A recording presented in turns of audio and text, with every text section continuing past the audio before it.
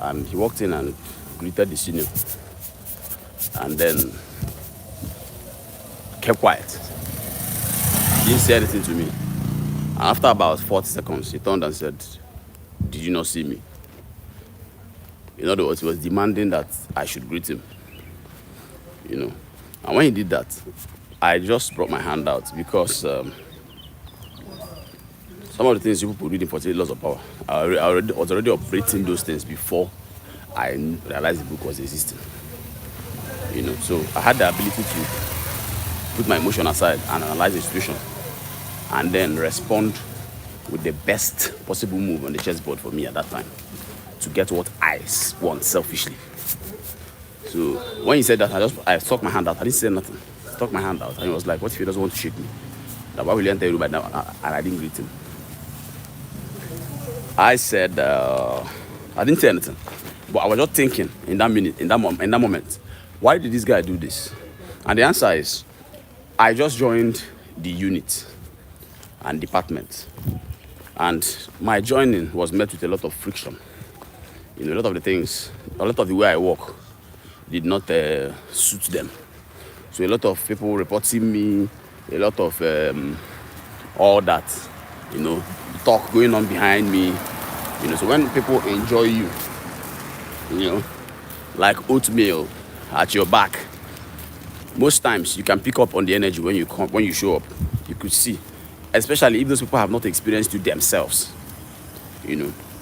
So it was obvious that this young man was acting off of the things he heard behind me. So when he walked into the room and saw me, what he was seeing was this guy that is always in trouble. This guy that is always not doing what he's supposed to do. So he got in his feelings and decided to not greet me. And then when I didn't say anything to him, he reacted like that. And what I'm saying is, it's like an unwritten law of men. You walk into a room with men inside them. The men were in the room and you walk in. It's an unwritten law. You greet everybody in the room. Good morning, everybody. You greet everybody, or you even go shake everybody. It's an unwritten law of men. You don't walk into a room where there are men and then demand people to greet you. So you see what the guy did there? So he demanded that I should greet him, and I didn't react badly. I just shook. I just brought my hand out, and he doubled down and said, "Oh, what if he doesn't want to shake me?" And I understood where he was coming from. I understood what he was going through. He was struggling with his emotion. And that's the reason I'm even making this whole video. A man is like the polar opposite of a woman. Vagina, penis. Breast, chest. Emotion, no emotion. Or, to word it better, emotion under complete control. Uterus, no uterus. Testosterone, estrogen. You are a man. So I don't want to say to be a man, you have to. You are already a man. The person listening to this. But to live in your full potential as a man. Look at the things a man is: a provider, a protector. For you to be able to to completely operate very effectively in your essence, you must detach yourself from emotion, and that includes happiness. Yes, includes for every man. It includes excitement. Yes. So those natural emotions come, and you're a man, they hit you. Your reactions should be training them to not control the decisions you make. So happiness, excitement, joy. What you're practicing is not it's not that you don't want to get happy. What you're practicing is to act outside how you feel, regardless of the emotion.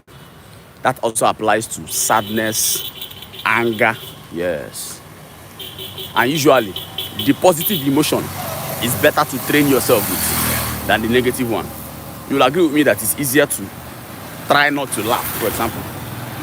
It's more fun to try not to laugh. It's healthier to try not to laugh rather than you are a hot-tempered person who has always acted on impulse, and then you're trying to control your temper by trying not to act when you're angry.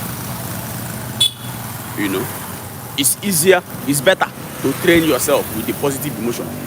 So when something you've been looking for happens, and you're like, yes, you're supposed to not celebrate too. Yes, this is unpopular opinion. You're supposed to not celebrate too long. You're supposed to be seen gathering yourself together, going, And as a quote I had one time that helps me do this, and the quote says, "This too shall pass." So when you feel very good, this emotion will pass. When you feel very bad, this will pass. So either emotions pass. So they are not worth making decisions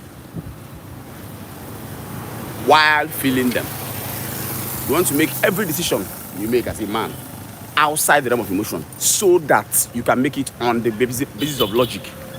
So emotion completely destroys logic, almost completely. God created emotions. There is a reason, there is a use for emotion, but it doesn't include decision making. You will agree with me in your experience that when you're angry, that's not the best time to make decisions. You will agree with me. And when you're excited, that's not the best time to make decisions. You will agree with me.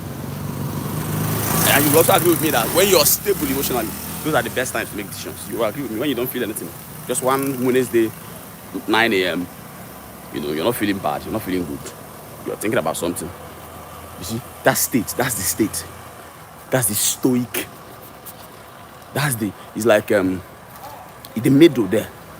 You want to live in the middle as a man, or at least live in the middle when you make decisions. And guess what? A man's life is full of decisions. Every human being's life, every waking hour of yours, you're making decisions. Come on, yeah. So you want to live in that window.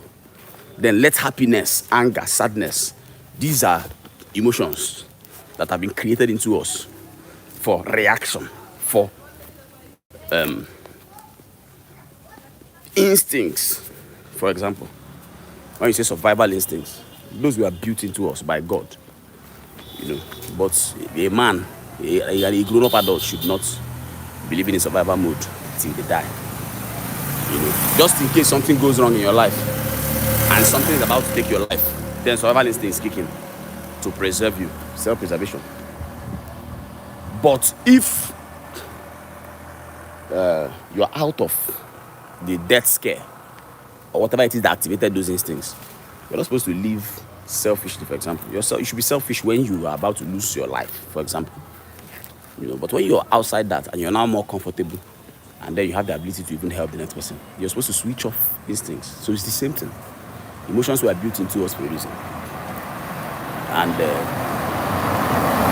we are supposed to feel them and react if we must, and then come out of them. So when you hear gossip about somebody behind them, personally, my own first reaction is the person who is even gossiping. Why are you doing this? That's where my brain goes to first. And then when I find that there are people who have practiced gossiping for a long time, I make them, if they are talking to me, I make them uncomfortable in the conversation. So I start talking about logical things, about what they are saying, and make the conversation meaningful, so that it's no longer gossip. I take the life, that high they wanted to get from talking behind somebody's back, I deny them of it by poking all the logical or illogical holes in the conversation and making them think while they talk, so that they don't catch that feeling they want to catch from talking behind somebody else. That's the first thing I do.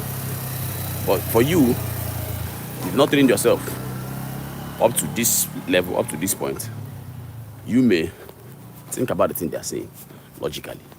Try to see for yourself. So when they are saying somebody is this, somebody is that, it's not the first time in your adult life you're hearing people talk about somebody negatively, and then you find that they are the opposite of what they said behind them. So why not do it again? So if he had given himself the grace to check me out first and see for himself, see what his personal experience with me would be, he probably wouldn't have done what he did. Walk into a room where I'm seated with somebody and demand that I greet you. That was a statement made purely out of emotion, because he felt this guy that is always not doing something right.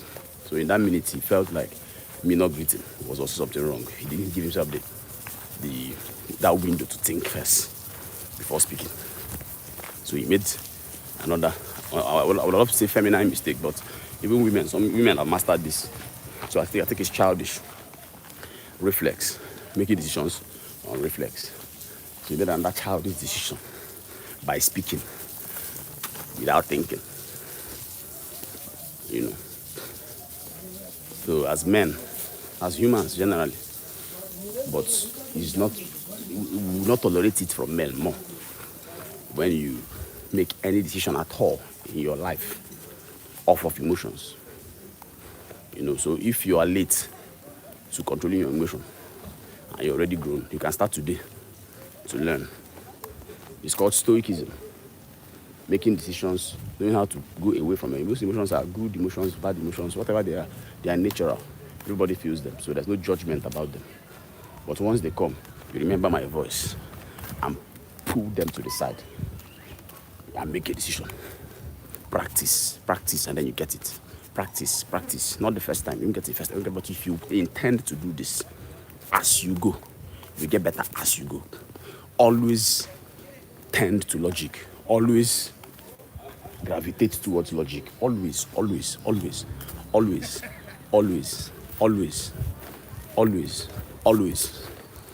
gravitate towards logic. So important. Your complete potential, your raw power exists in when you allow yourself to express without all those external artifacts and external influences. You want to express completely what you feel is correct in that time. You don't want it to be colored by anything, anybody's opinion, anybody's emotion, any emotion you feel, whatever. You know, you want to give your best at every given time to situations. You're supposed to be a protector. If you refuse to be responsible, you would have kids probably, and then you will be forced to be responsible. That's a bad parent, one who cannot protect his children, who cannot protect his family. You know, if you keep reacting on emotion, you're going to run behind your wife when there is danger. And that will be a reflex. That won't be a good sight. You will run behind your kids when there is danger on reflex, yes. When you've practiced stoicism and something happens, you give yourself that window where you can think, regardless of how you feel. Then you do the correct thing, which is come in front and let your children run behind you. Come in front and let your wife run behind you. Do you understand what I'm saying?